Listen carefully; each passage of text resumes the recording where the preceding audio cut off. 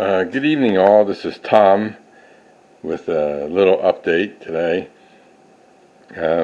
Like I said last video that I was going to get a surprise, and my friend Jim Tedesco made me some signs for my turnouts.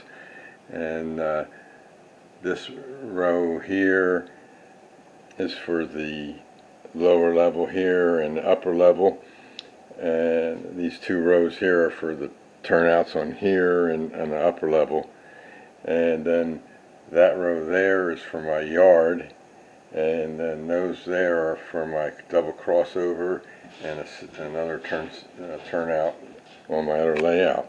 I put some up and they look really good. Let's see if you can see. That's 111.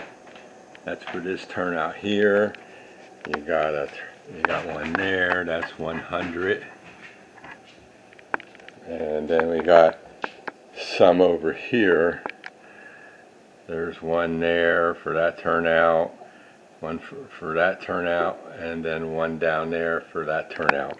So now I can look at them and see what the turnout number is real quick. I used to put the stickers on the sides, but they weren't really, the ones all the way across the track is kind of hard to figure out which one's which. So I'm going to put those signs in there so I can see them. And that's that. And all this track is working now. And the other thing I got in the other day was my CSX engine there. Number 4832. Got it at a real good price from something Creek. I forget the first name of the place I got it from, but it was only $160, and a lot of other places I saw they were $280, $290, $270 or something like that. But that one was $160, so that was a good price, and it runs really good. Matter of fact, it even runs on the 18-inch radius on my helix. Got some of the track replaced from my disaster helix video, and I put insulators in there, as you can see, instead of cutting the track on a curve. And I just got two more levels to do. The bottom level was already okay because I didn't have to cut it there. I just used insulators down there, and I just have to cut out 4 pieces of track and replace them. It's time consuming, and you have to unsolder the feeder wire, and then all the joints are soldered, and I'm using this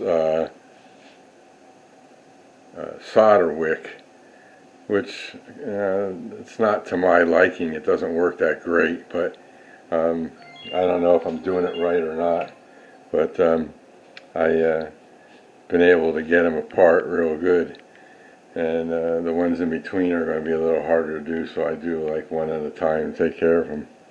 But that's it. So I'm going to be I'm working on these signals too, and the wires are so thin, they were really hard to just go through, even only 1.5 inches.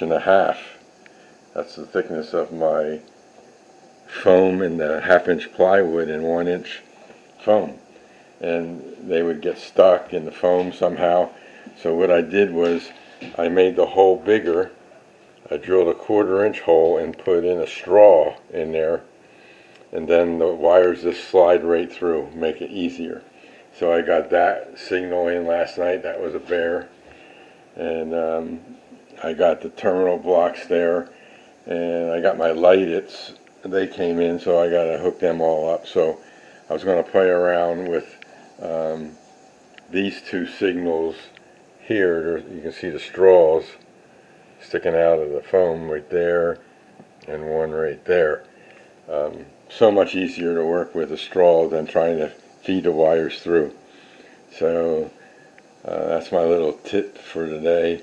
You ever have to put signals in, drill a hole, and put a straw in there, and then the wires go down so much easier. It makes life easy. And again, I want to give a shout out to Jim Tedesco for making those turnout signs for me. That'll make the easier to determine which one's which on the layout. And once I'm all done, I'll have a show of that on there, so everybody can see what they look like. And I'll hopefully have these signals hooked up in the next couple of days. Going to work and coming home, you have to relax for a little while. And I put about an hour, maybe 2 hours tops on the weekdays on here. And then on the weekends, I put in as much time as I can. So last night I only got one signal done. That was that one there. I told you it was a bear. It has 2 signal heads on it, and it has 8 wires coming down. A black one for the common, then a red, yellow, and green wire for each head. So that means there's 8 wires there. So in my infinite wisdom, I put that on my workbench, and I determined which wire was for which light. And then I took a little piece of blue paint tape and wrapped it around that to know which one was which.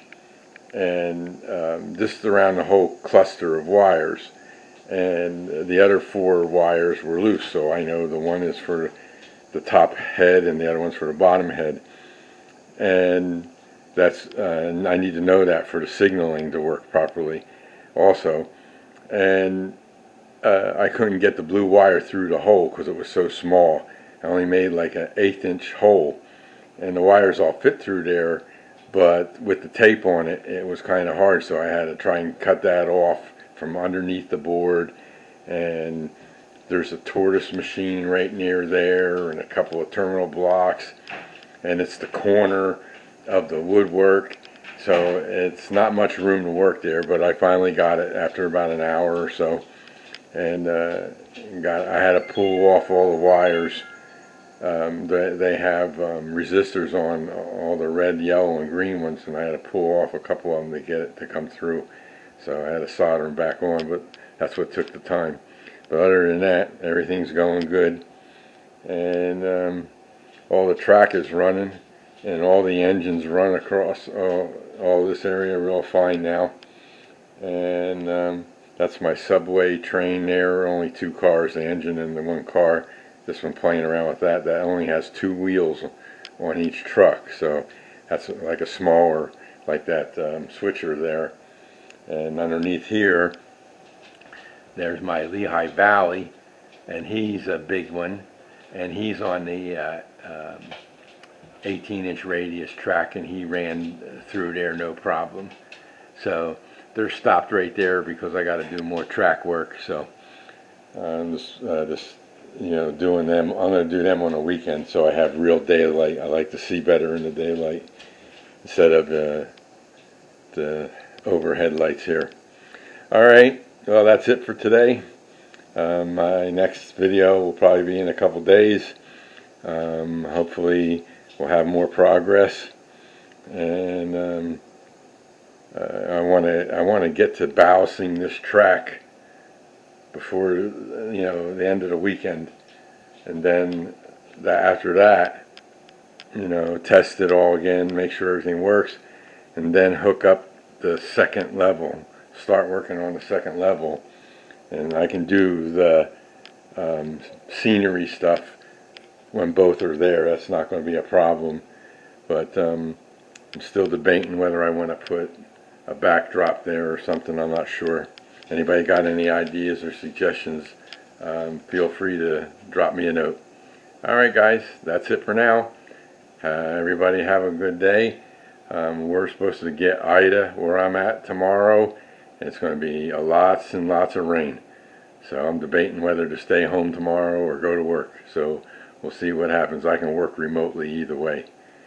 Okay, everybody stay safe. And this is Tom, and happy trains. Take care. Bye.